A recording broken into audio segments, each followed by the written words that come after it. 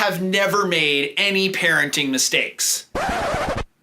Said no parent ever. Parenting and mistakes actually go pretty well hand in hand. I'm going to provide you some tough love in this video. You may not like some of the things that you're going to hear, but you need to hear them. 7 common parenting mistakes that we are all guilty of.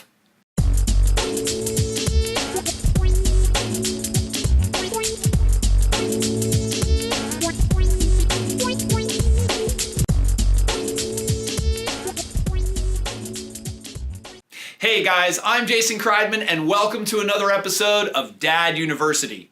We cover a different dad advice topic every Thursday. So be sure to subscribe to the channel and click on that notification bell so you don't miss any of our videos. This video is in partnership with Fatherly. Fatherly is an excellent resource for dads. Be sure to check them out.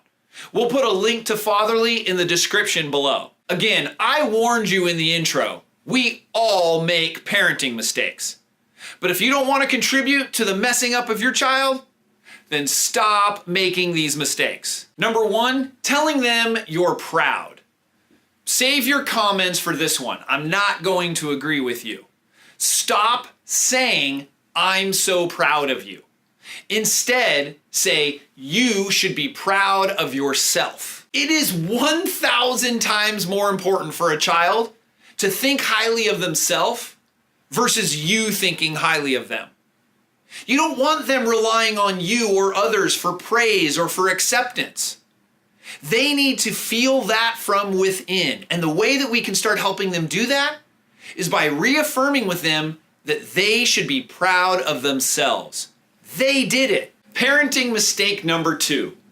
You are doing too much for them. Your child is probably way more capable than you are giving them credit for. Even when kids are young, they can typically dress themselves, they can clean up after themselves, or they can use their own hands to eat. If they're able to walk, then they can bring something over to a trash can. If they're old enough to have a backpack, they should wear it. We often do things for our kids out of love and we feel like we're helping them, but we're actually doing them a disservice. Having them do the things on their own is really important for their own development. Parenting mistake number 3. Do as I say, not as I do. So in other words, you're telling your child not to yell, and you just yelled at them. Or you get really upset because they are constantly using their electronic device, and you have trouble putting yours down. We are all guilty of not practicing what we preach. Have you ever told your child not to eat candy, and then when the child goes to sleep, you happen to sneak a piece of candy? I have heard that people do that. That's what I've heard at least. Parenting mistake number 4. You are their friend and not their parent. So our job is to help our children along this journey of life. It's to coach them and to guide them. It's not to be their friend.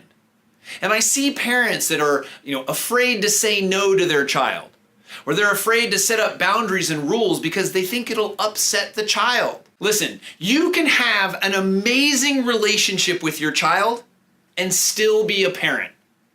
Our job is not to be their friend. They need guidance and they need structure. And in order to do that, we have to act as a parent and a coach. Parenting mistake number 5, you're allowing your child to have poor nutrition.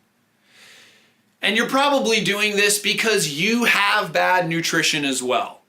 Most likely that's the case. But we have an obligation to our children to teach them how to make good choices about what goes in their body, their foods, their drinks, and all the different things that they consume. Stop allowing them to have so much sugar. I know, this can be a tough one. In our family, we've got a simple rule. Good food before bad. So what that means is if you're going to have something bad for you, you have to have something good first. Parenting mistake number 6, solving their problems. It doesn't matter if it's 2 siblings arguing Or your child's facing some problem at the school. Stop solving all of their problems. I know you think that you're helping, but the way that you can help is by allowing them to solve the problems themselves. For example, the two siblings, maybe they're arguing over a game. And instead of you coming in and solving it, maybe you ask, hey, it looks like you guys aren't agreeing on something. What do you think we could do to help solve this? Or your 8-year-old forgot to do their homework. Don't call the school and ask the teacher if they can turn it in late or they can do something to make it up. You ask your 8-year-old, what do you want to do to maybe solve the problem? If they want to talk to the teacher or they want to come up with a solution, that's up to them. It's their problem to solve. Sure, there could be some situations in which you feel the need that you have to step in. But even in those kinds of situations, you want to allow your child to attempt to solve the problem on their own first. Maybe you guide them, maybe you ask some questions, but you are going to allow them to build their confidence. And finally, parenting mistake number 7, allowing their behavior to affect you. Okay, this one is really hard. I'm still working on this one all the time. But imagine if your mood or your emotional state was not affected by what others say and do. That would be magical. When my kids are arguing, I use a little trick and I talk to myself and repeat the same phrase over and over again. I say, I will not allow them to break my serenity. And it actually works. I focus on the fact that I'm not going to allow what's happening to affect my mood. I have the right to be in a good mood, and I'm not going to allow something else to affect it negatively. As parents, we have to realize that we are going to mess up a lot.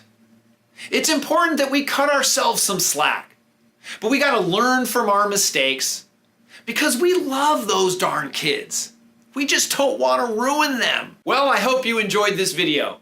Be sure to give it a thumbs up, subscribe to the channel, click on that notification bell, and share this video on social media. Also, be sure to check out Fatherly, our partner in this video.